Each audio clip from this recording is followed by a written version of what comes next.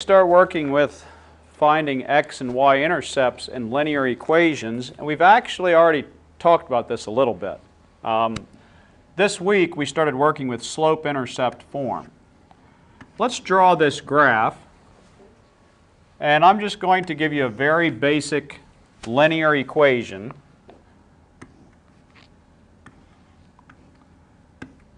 like this one.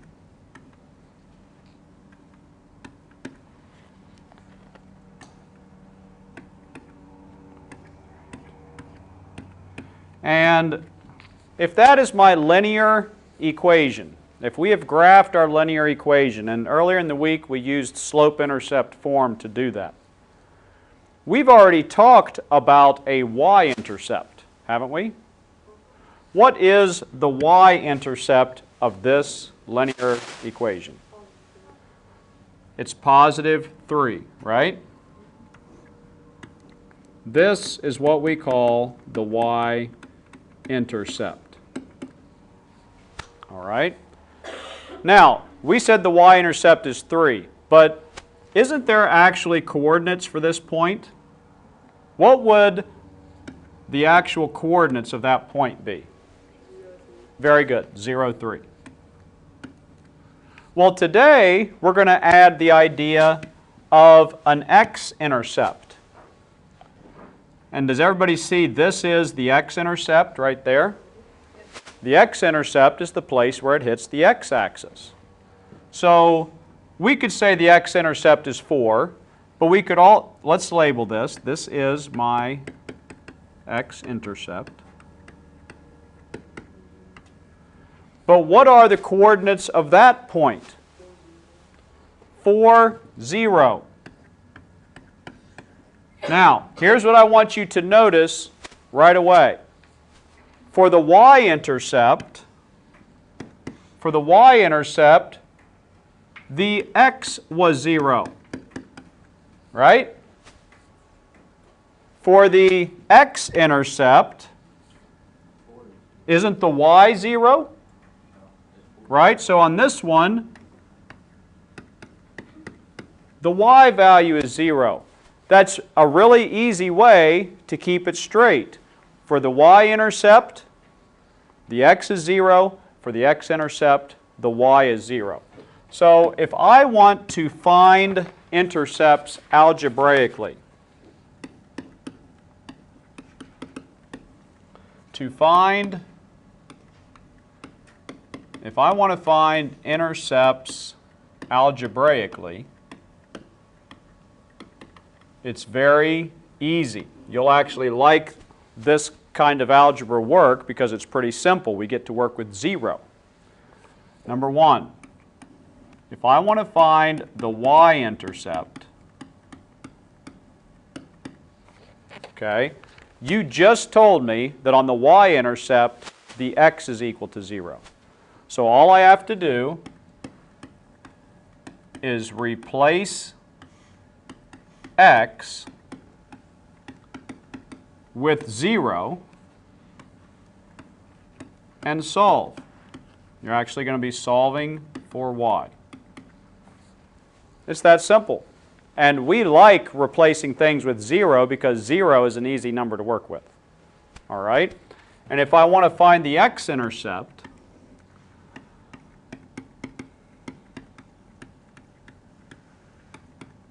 it's the other way around. You just told me a second ago that for the x-intercept, the y was 0. So if I want to find the x-intercept, I replace the y with 0. And instead of solving for y, I'll be solving for x. It's very easy. You'll enjoy these problems because they're pretty straightforward. So let's do an example. Let's say that you are asked to find the x and y intercepts, and I'm going to add the word algebraically. Now, what we mean by doing it algebraically is we're going to do it with an equation, and we're going to do it with actual steps. All right, we're not going to look at a graph any. So let's say that my equation is 2x plus 7y equals 28. If that's my linear equation, let's start by finding the y-intercept. And by the way, you can abbreviate. It's okay with me if you just put y-int instead of y-intercept. So if I want to find the y-intercept, we said to replace x with 0. So let's look at this equation. All I have to do is rewrite the equation with a 0 for the x. 2 times 0 plus 7y equals 28. I'm substituting a 0 in for x. Now look how easy this is. What's 2 times 0? So that just goes away, doesn't it? So now I just have 7y equals 28. Isn't that easy to solve? Divide both sides by 7. Y equals 4. And that is my y-intercept. Now let's find the x-intercept. If I want to find the x-intercept, you do the opposite.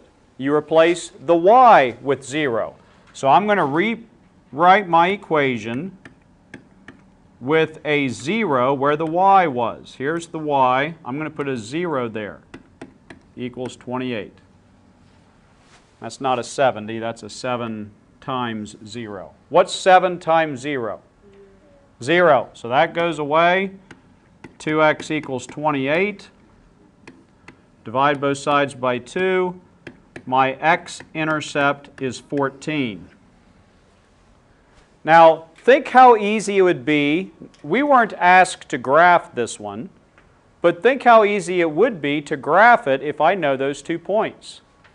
I want to add this to our notes. I know these 2 points right here. One of them is an x-intercept, one of them is a y-intercept. Look how easy it would be to graph. We just found out the y-intercept was 4. 1, 2, 3, 4. Put a dot. Because we might be graphing these later using intercepts. What did we find out the x-intercept was? 14. 1, 2, 3, 4, 5, 6, 7, 8, 9, 10, 11, 12, 13, 14. Put a dot where the x-intercept is and connect the dots. It's really easy to graph linear equations using the intercepts by hand. All right? Now, what we're going to do next is I want to give you one to try on your own. Y equals negative 3x plus 9. I'm going to pause the video, and if you're watching this at home, try to find the intercepts for this one on your own. All right, let's see how you did. If I want to find the y-intercept, I replace the x with 0. So this will be y equals negative 3 times 0 plus 9. Well, this goes away, and y equals 9. Nice, easy problem. If I want to find the x-intercept, I need to replace the y with 0. So 0 equals negative 3x plus 9. And then I need to solve it for x. A couple different ways I could do it. I think I'm going to add 3x to both sides. That's what I'm going to do. 0 plus 3x is just 3x equals 9. Divide both sides by 3. Your x-intercept is 3. Okay? So just very basic algebra, and I think you'll do very, very well with those. Now, let's talk about looking at them with the graphing calculator. If I want to look at x and y intercepts with the graphing calculator, we need to write a couple things down. All right? First and foremost, let's make a note that the linear equation, this is very important, must be solved for y first. You have to have the equation solved for y before we use the graphing calculator. The only way you can enter a linear equation into the graphing calculator is if it says y equals. So let's see how we can do this with the graphing calculator. Let's find the x and y intercepts. Instead of doing it algebraically, like we did the last two problems, we're going to do it with the TI-84. That's what your calculator is called, the TI-84 plus. Okay? And let's say that my equation on this first problem is y equals negative 2x plus 6. All right? So let's go to the graphing calculator and need to turn it on first.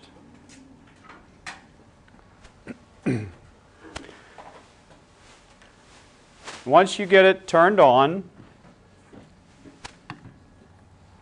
once we have the calculator turned on, we need to enter the equation. So to do that, we are going to press the y equals button right here in the top left. And if there's already an equation there, you need to press the clear button to clear it out. Okay? Now, our equation was negative 2x, y equals negative 2x plus 6. We have to use this negative button for the negative sign. We can't use a minus button. So negative 2, the x is up here by the alpha button, negative 2x plus 6. All right? Now, we've entered it. Now we can look at the graph. The quick way to get to a nice quick graph that I showed you before is to press the zoom button and option number 6. So just press the number 6 and it will automatically graph it in a negative 10 to 10 window. All right? Now, sometimes that's too big. Sometimes it might be too small. If I want to change the window, I think this is a little bit too big. Things are getting a little bit fuzzy. So let's press the window button. And this allows me to change the window. Instead of negative 10 to 10, let's make it negative 6. And make sure you use the negative button and not the minus button, to positive 6. And leave the scale alone. That is the hash marks. And I'll just make the y minimum, how about negative 8 to positive 8. Just make it a little bit smaller. Once you have changed all those things, then you can press the graph button up in the top right, and it will graph it with that new window. Now, what I want you to notice, I'm going to take a screenshot of this so I can write on it. There's a couple things I want you to notice.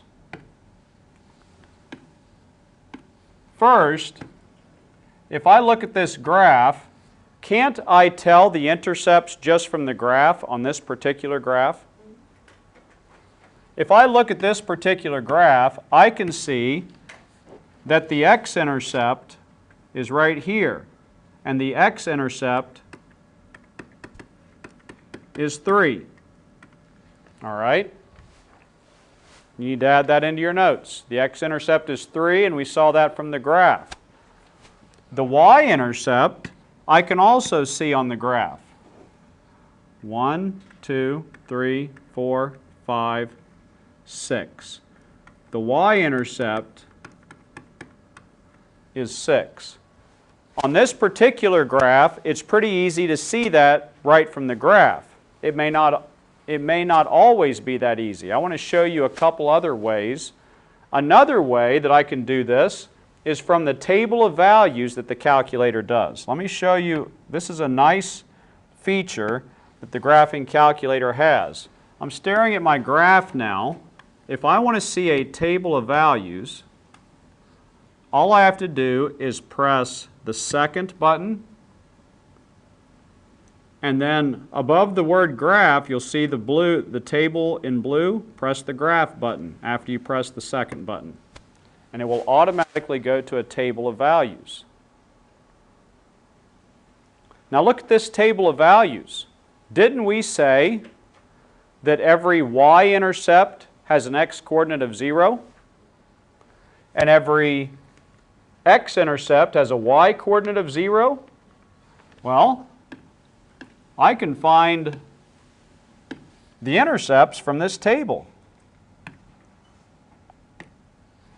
I'm pasting it in here so I can write on it.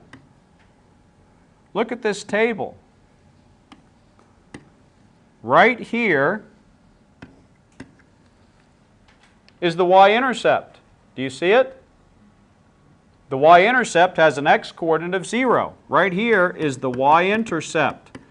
Okay, I'd like for you to kind of copy down that table of values into your notes so that you can see that we can get the intercepts from the table. The y-intercept always has an x-coordinate of 0. So in this case, the y-intercept equals 6. All right.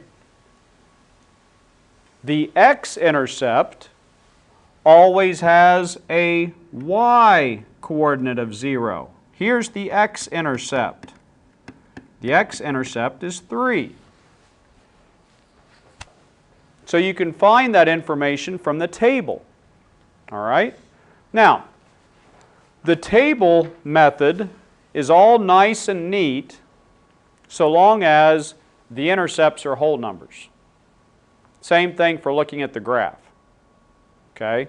But they might not always, especially the x-intercept. Okay? I can always find the y-intercept from the table. But the x-intercept is a little bit harder to find if it's not a whole number. So let me show you another way. We're going to do one more problem.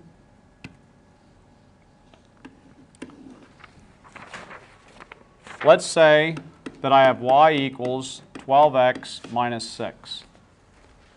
And I want to look and find the intercepts. So let's go to my graphing calculator. And the first thing you have to do is clear out the other equation and put in our new one. Our new equation is 12x minus 6. Now, I told you that we can use Zoom Standard, right, to get us started. I'll do that. Zoom number 6, Zoom Standard. And boy, it's kind of hard to see that, isn't it? Let's close down the window a little bit. If we close the window down, we'll see it a little bit better. I don't need all of those x's at all. Let's make this the x minimum like -4 to +4. And I think that will be much better. We don't need to do anything to the y's. And then press the graph button. That's a little bit better. All right. Now, here's what I want you to notice. Look at the x-intercept. Look at this right here. It's not on a whole number, is it? Right? It's not on a whole number, which means I can't just guess what it is. So I'm going to show you another way to find this x-intercept. The y-intercept we can still find from the table. Let's review how to do that. Press the second button and then the graph. There's the table. What's the y-intercept? It's right there in front of us. The y-intercept is where the x-coordinate is 0. See this right here? The y-intercept is -6. Okay, we can get that from the table. So that one's easy. But from the graph, it's harder to see the x-intercept. So let me show you how to do this. There's another way to find that x-intercept, and it's called finding a 0. Press the second button, and then the trace button right here. And you're going to see one of the options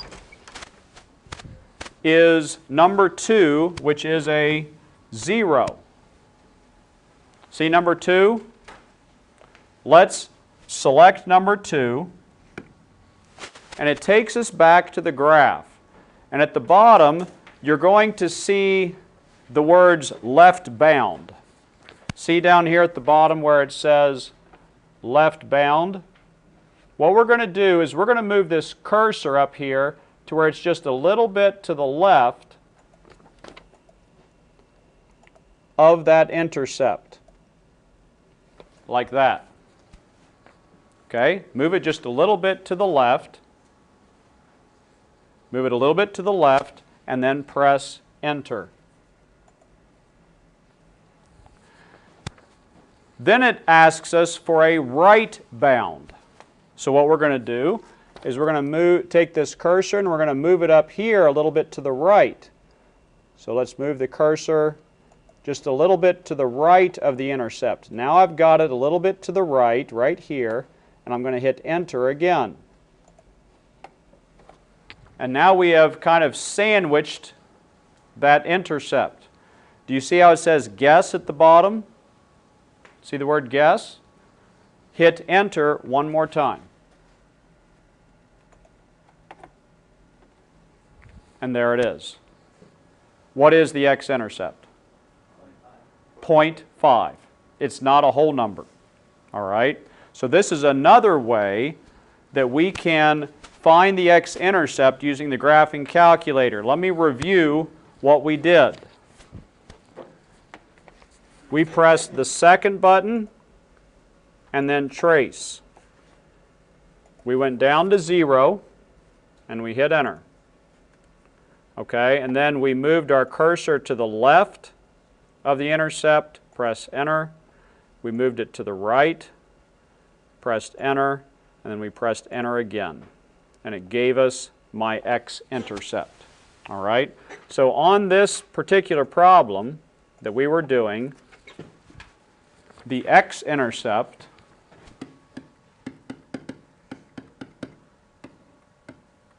was 0.5 or 1/2, and the y-intercept we got from the table, it was -6. And we're going to stop there for today.